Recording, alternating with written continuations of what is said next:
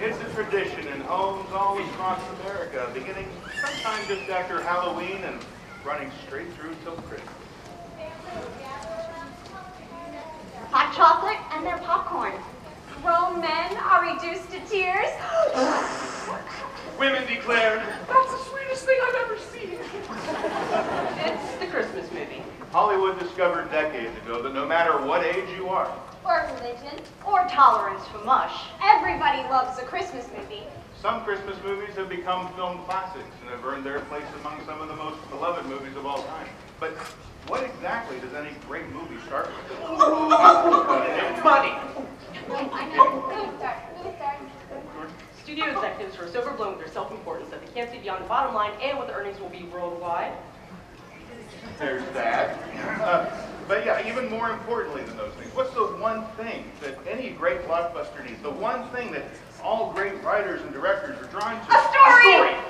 A great story is where it all begins. Consider the story of a man who had it all. No, who thought he had it all. Well, he did have a little. He had money. He had a lot of money. Yeah, but that was about all he had. He had a spirit visit him. He had an employee who had nothing. Well, actually, the employee had everything. But he had no money. He had the most important thing. And thus begins the classic telling. The love story. The cautionary tale. A Christmas Carol. Hey, that was a really long movie. How are we going to fit it into a 4-hour program? Well, I think if we hustle, I think we'll do okay with that. Let's just get started, shall we? Once, back in the olden days, The days of yore. The time of yesteryear. there lived an old man. He was a very old, very lonely old man, and his name was... Scrooge McDuck. What? Scrooge McDuck. No, just Scrooge. Ebenezer Scrooge, you know, George C. Scott Scrooge. Sorry, I grew up on the Mickey Mouse version. Yeah, no, it's, oh, I did see that. That was good. Yeah. Goofy. So silly. Oh, I'm sorry. Where was I? Old dude, lonely Ebenezer. Oh, yes. Ebenezer Scrooge. The answer is no, Bull Cratchit. It's absurd. I mean, why should I give you the whole day off? Because, sir, tomorrow is Christmas. Christmas? Humbug. Oh, pray, pray, please. Oh, all right. Take tomorrow off, but come in early the next day. Really? That will be all, Mr. Cratchit. Thank you, Mr. Scrooge. God bless you, and a Merry Christmas. And so Scrooge closed up shop and headed home. And just as he was about to tuck himself in for the evening, he heard strange noises. Things that go bump in the night.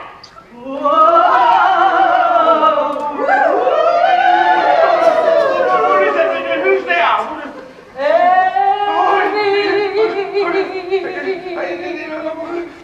What's going on? It's you, Molly, my old business partner. How is it you're here? You're here. Look on me. I am a girl. Okay, just one moment. Apparently, I see dead people. It's splendid. This is... I've come, Ebenezer, to warn you. You'll be visited this night by 3 ghosts. The ghost of Christmas past, the ghost of Christmas present, and the ghost of Christmas future. No. See, I'm really afraid of ghosts, and I really don't want to be visited by them. And by the way, why is this happening to me? Because you're a mean old man. Nobody likes you. I long for your life to be different than mine. Suffering for eternity. Yes, but you're a good man, a good businessman. Mankind should have been my business. This is just all figment of my imagination, something I ate at raw burritos or something. For I assure you, this is all real. No, just go away, go away. I shall leave. Well, go. But we won't. Go. And so the spirit disappeared. And Scrooge, thinking himself suffering hallucinations from some suspicious food he ate earlier that evening, fell fast asleep, only to be awakened later that night. Scrooge! Scrooge! I the ghost of Christmas past? No. Yes! If I can't see you, you're not there. What are you for? Open up your eyes, let's get on with it. What is it you want with me? Open up your eyes, let's go. Where are we? In the past, Ebenezer. In your past. This is your... That's my childhood home. Yes, I remember it well. That's child. Is you, Ebenezer. Yes, abandoned, all alone. Yes, I remember his mother is dead, and his father's so angry with him. His mother died in childbirth, and so his father sent him off to this school. Yes, Ebenezer. Your childhood wasn't all that great. Yes, but I grew up into a young man. I met a young lady, and her name was Belle, which of course means beautiful. Yes, we know. You fell in love with Belle, and Belle loved you back. It was the happiest time of my life. We were to be married, and yet, of course, I still had to make my fortune. So. Well, unfortunately, while you were off making your fortune, well, Belle got bored. And you know how things go. Well, no, you don't. Too much for love. Yes, but I became rich. Rich. Congratulations. Whatever happened to me? Oh, Belle got married and had lots and lots of children. Oh, and she's blissfully happy, unlike you. So ends the past portion of this haunting, and so I must leave you. And now it's my turn. I am the ghost of Christmas present. Let's go see what everyone's doing right now. I'm really just quite tired. I think I'll lie down and take a nap. No! No nap! On your feet! You can sleep when you're dead, which will be soon enough. Excuse me. Oh, never mind. Cecil, the ghost of Christmas future, will tell you all about it. His name is Cecil, truly. Cecil. Well, what's the matter with Cecil? What do you think it should be? Cecil's such a wintry name for a spirit. I mean, perhaps Samson would be a stronger name for a spirit. Oh, you really think so? You think I don't know his name? We're ghosts together. We go booling. Yeah, and you know what? My name is Scrooge, anyway. Scrooge is my last name, Ebenezer. Oh, a strong name. Ebenezer? What parent names their child Ebenezer? Come on, that's just a terrible You are thing. quite rude. You know what? Why don't we continue on with the story? This is the home of your employee, Bob Cratchit, and this is his son, Tiny Tim. Everyone. Tim is very sick and not likely to live much longer. Oh, Father, will there be any supper for Christmas? Oh, yes, Tim, and the finest goose you've ever seen. That's not much of a goose. Well, curious since you pay him so well. Oh, Father, will there be Christmas presents? We have each other, and that's all the Christmas we need. Here's a toast to Mr. Scrooge. To Mr. Scrooge? That old mice, I'd like to punch. Everyone. Now, dearest, we mustn't speak ill of Mr. Scrooge. It is Christmas, after all. To Mr. Scrooge. To Mr. Scrooge. God bless us. We get it, Tim. I can't watch this anymore. It's too... Oh, that poor boy. Oh, don't you see? You're all a part of this. This is your doing. Oh, haunt me no more. Just go ahead, haunt me no more. It's too painful. Oh, spirit of Christmas future. Please, I really can't take this anymore, and I've really learned my lesson, so I'd really rather just kind of go home right now. What is it that you want? And seriously, I'd like this nightmare to end. What? No, I don't want to die. I don't want to die. I don't want to die. I don't want to die. I don't want to become like Molly. I don't want to miss Christmas. I don't want to miss the season finale of Terrible. I don't want to miss Christmas. I don't want to. I'm awake. Yes, I'm awake. Scrooge was so excited that the visits from the three ghosts were finally over that he ran to the window and exclaimed, You there, boy, what day is it? Why, it's Christmas Day, sir. Oh, yes, indeed it is. Here, take this and run to the store and buy the prize turkey in the window and Merry Christmas. So Scrooge bought the prize turkey and had it delivered to the home of the Cratchits. And not only did he ensure they had the most magnificent feast ever, he even doubled old Bob's salary. And Scrooge made sure that Tiny Tim would live. God bless us, everyone. What a gift to be given. A second chance. A chance to change, to make things different. Just like new fallen snow makes everything clean and fresh, so our Heavenly Father grants us the opportunity to rid our lives of all the bitterness and regret. Redemption. Grace. Mercy. Themes that are widely accepted during the Christmas season, whether you're a church-going believer or not. Basically, we all just are looking for second chance. A do-over. I wish I'd been better with my money. I wish I hadn't said that to my mom. I wish my marriage wasn't struggling. Oh, I wish my child would come back home. But thankfully, we serve God who gives second chances. We serve a God who specializes in grace. Consider the story of a man. A man who had everything. He had a family who loved him. He had a nice house. Had a good job. He was well respected in the town. He made it possible through his building and loan business for people to have a home. A roof over their head. Because George loved his community. He had a spirit who visited him, right? No, it wasn't a spirit, it was an angel. Oh. He had A wonderful life. Well, I'm telling you, Mr. Potter, you'll never get the best of me. Now, George, calm down. I'm not trying to get the best of anybody. Clearly, your building and loan doesn't have the money it needs to pay back all these people, so I'm here to help. Why don't you come work for me, and I can make everything all right. I can give you the money you need to keep you from going to jail. Never. I'll never work for you, Potter. You're just an evil old man who wants to own this town. George Bailey was the sort of man that everybody loved. He was the town hero. He saved his brother from an icy death when they were just kids. And giving up his dreams of traveling, he even stayed home with his parents until his brother was able to get back from college. Yeah, he put the town together and united during the stock market crash. He was a man that seemed to have it all together. But George soon found himself in a situation where all hope seemed lost. In fact, everything seemed lost. Crazy Uncle Billy lacked a stack of money that was supposed to keep things afloat.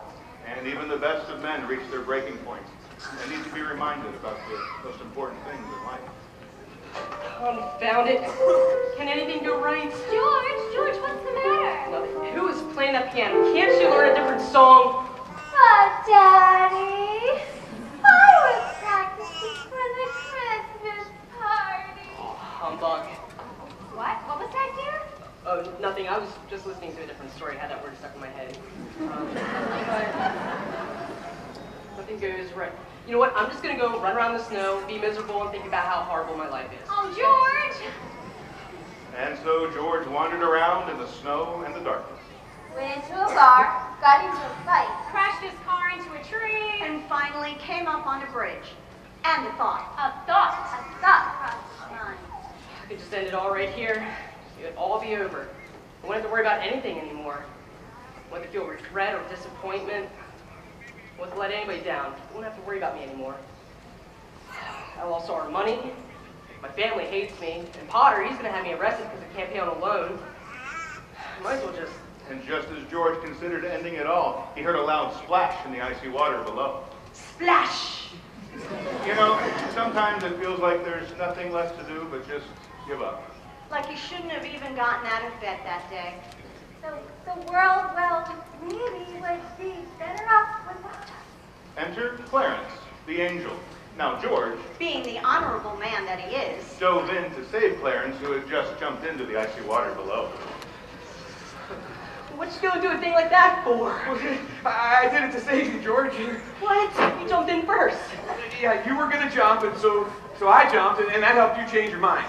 Oh, I wish I'd never been born. You just kind of get right to it, huh? Tick-tock, tick-tock. Oh, that's right. George Bailey, since you're so miserable and you believe the world would be better off without you, I hereby declare you never been born. Oh, now you're just talking crazy. Never been born. What do you think you are, an angel? Wait a minute, this isn't Martini's bar. Mr. Gower, what happened to you? Well, actually, George, he put poison in a kid's prescription back when he was a pharmacist, and he went to jail for 20 years. What? Okay, I mean, it's because you weren't there to stop him when you were a kid, because, remember, you've never been born. This is crazy. Bedford Falls has gone crazy. What? Bedford Falls? That's Cartersville. No way. No. No way. Way? And so it finally started to sink in with George that Clarence really was his guardian angel, and that he had in fact made it so that George had never been born. George found himself in the town cemetery where he came upon a gravestone with a very familiar name on it. Hey, wait a minute. This is Harry Bailey. That's my brother. No. Harry didn't die. He went on to save a whole transport of soldiers in the war. Actually, George, all those men died. Harry never saved them because you were never there to save him when he fell in the lake all those years ago. Clarence, where's Mary, my wife? You don't want to see her. See, this is just where it gets so dramatic, and it's the part of the movie where I cry every time. Clarence, you have to tell me. George found Mary closing up the town library. She was an old maid. Hey! Well, that's what the story says. She was an old maid. Oh, did you have to say it again? That's up. Library old hag. Oh. George ran up to Mary and tried to convince her that she was, in fact, his wife. Mary! Mary! Don't you know me? No, I don't. Mary! Why are you so sweaty? You know? Mary! What's wrong, Mary? Hey, what's going on here? You get out of here. Man we've never seen before, who for all intents and purposes might as well never have been born. Mary! George went back to the bridge to reconsider his original plan of ending it all. After all, he'd lost everything he cared about. His family. His family, that's about it. But George really cared about his family.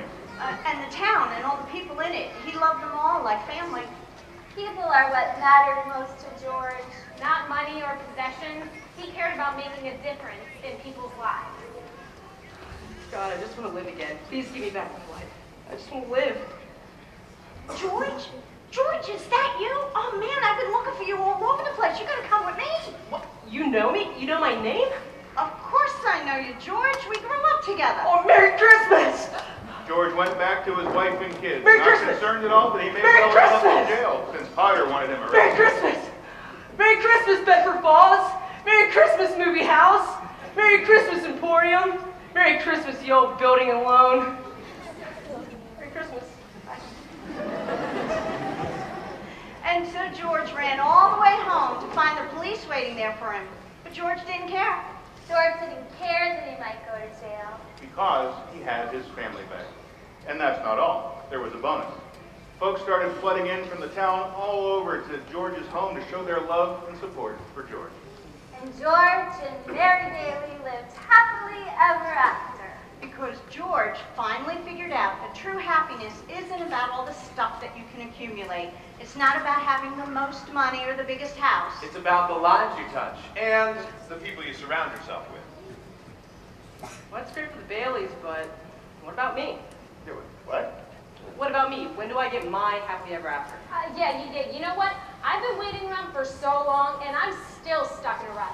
Nothing seems to go right. Maybe I should just jump into an icy river and see if somebody will bail me out. You know, I've been looking for a job for 3 months and still no luck. How am I supposed to get Christmas presents for my kids this year? I don't know, it just doesn't seem to matter how good or faithful I am. I can't seem to catch a break. I go to church, I serve my community, I'm faithful with my time. My marriage is in shambles, and my wife is finished with me. I mean, where's my Clarence? Yeah, why don't things ever work out for me like they do for George? Why is it at Christmas we feel so much more inept? For once, I just want to give my kids the Christmas they deserve. It's just, I can't seem to keep my head above water. Hang on. Christmas isn't about giving. It's about receiving. You're absolutely right. Christmas is about receiving. Wait, what? Wait, what's up with that? No, Christmas isn't about what you get, it's about what you give. Right. No. That's where you're wrong, okay? Consider the story of a boy, a round-headed kid who had an obsession with kicking footballs. Oh, you mean Charlie? Don't say his name. Say the name or title because of copyright. Why is it bad to say Charlie? Just keep him quiet. Kid, come here. I really like to know where you're heading with this thing.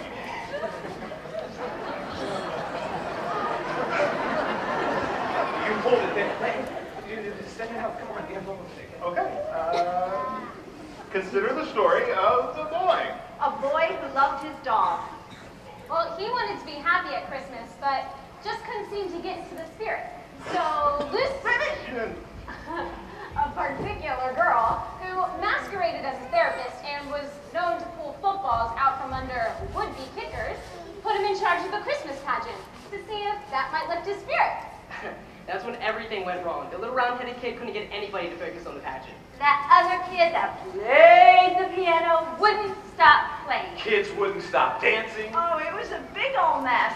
So after rescuing a tiny Christmas tree to put into the Christmas pageant, to get the ball rolling and being made fun of by everyone else because of a said Christmas tree, our favorite blockhead gave up and realized he would never know the true meaning of Christmas. But then, a wise kid with a blanket. All the smart and cool kids carried blankies. Just saying. Yeah, so anyway, a wise kid with a blanket came and explained to everyone the true meaning of Christmas. Christmas is about receiving. For in this way, God so loved the world. That he gave his one and only son. So that everyone who would believe in him would not perish. I have everlasting life. Christmas is about receiving the gift that God has given us, eternal life through Jesus. Listen, maybe your life isn't Hollywood, and nobody's it. But I know that God has outdone anything that Frank Capra or Steven Spielberg has ever put on the silver screen. God's plans for you are bigger than anything Hollywood could ever dream of. His story, his plan, begins with a baby. A man. And a woman. Chosen by God to deliver a very special gift to all mankind. And talk about special effects. I mean, come on. A giant bright star that led the people to the baby? Right. And how about when he grows up and he's all like, I'm walking on water, y'all, and he starts healing people and casting out demons. It's like, demon, come out! And then there's all these hungry people, so he takes the fish. Yes, Jesus did all that, but before he grew up... But also when he grows up, he puts all these Pharisees in their place, and he's like, if you're without sin, you cast the first stone. Remember that? Dude, that was awesome. Yeah, you're right about that too, but the point is... He was also in the desert, and Satan said, if you're the son of God, you can totally take over everything. And Jesus is like, I say good, but I'm not gonna, because it's not the plan. Yes, that happened too. But but also, when he was in the desert and he came across a robot with a message from the princess, of course, and she's like, you're my only hope.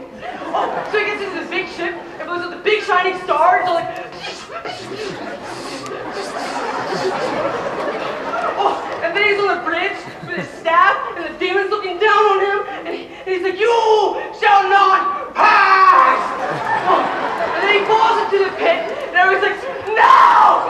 You're not my father!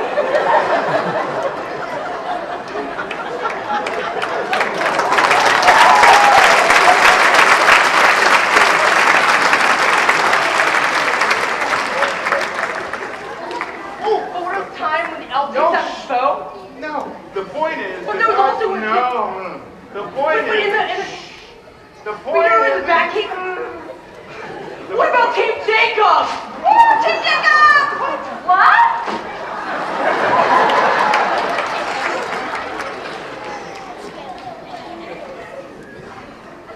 The point is that God, in his infinite wisdom, had a plan. Screenplay. A screenplay for your life. You see, God is the master storyteller, and he has written the story of your life. Sure, in our stories, we would all like to believe that we're the beleaguered bank manager who comes in and saves the day, or the dramatically rich miser who has a classic change of heart. And yeah, even the hero who saves the princess. But most likely your story is a lot like the story God told about himself. A simple child with a simple birth, from humble beginnings in a small, backwards town, eking out just enough from a simple life until it was time. Time to help the helpless. Time to heal the sick. Time to feed the hungry. Time to be the light. Time to share his story. And so, as you celebrate the greatest story ever told this Christmas season with your loved ones, remember that your story, The one he has written specifically for you. isn't over yet. For the one who began a good work in you will carry it on until the day of Christ Jesus. God bless us, everyone.